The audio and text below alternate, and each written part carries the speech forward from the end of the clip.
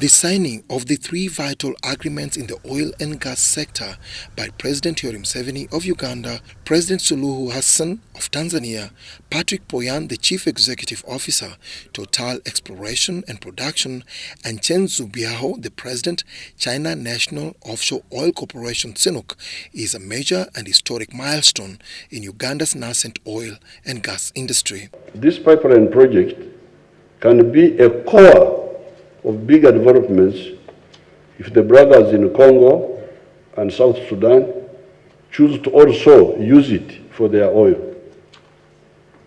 At the maximum, it can carry 230,000 barrels per day.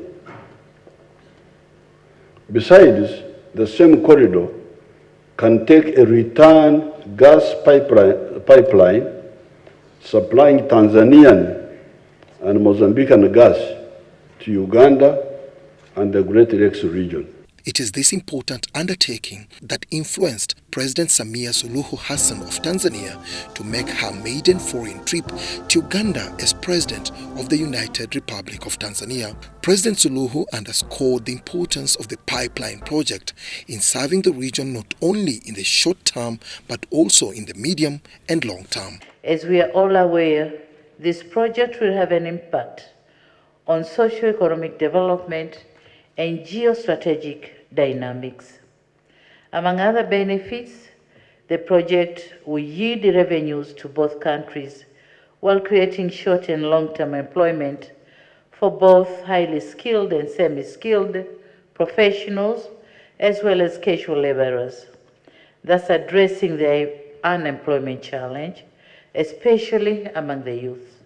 Museveni saluted the government of Tanzania for the tax concessions it made to keep the tariff paid by the owners of the oil to be limited to $12.77 per barrel. Recently, Uganda also made concessions regarding the land and export charges.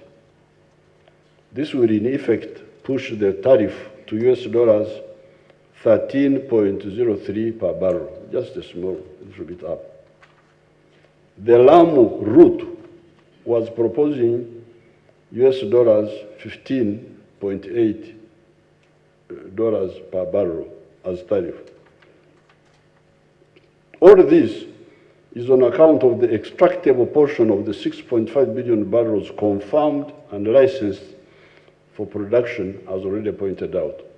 The joint venture partners Total and CNOOC promised to expedite the oil and gas pipeline project and set a time frame of early 2025 for the completion of the pipeline project from Hoima district in Uganda to the port of Tanga in Tanzania. The East African crude oil pipeline project is expected to cost over $3.5 billion. Negotiations have been too long maybe, but now we have put in place a solid framework. We should allow all of us together to deliver this project, with one objective again, to see the first oil tanker at Tanga in early 2025. This milestone achieved today will bring Ugandan and the other East Africa people with various opportunity and benefits. We are hoping to encourage the East Africa people, particularly the Ugandan and Tanzania, to enhance their capabilities and involve more into the industrial, especially the developed phase.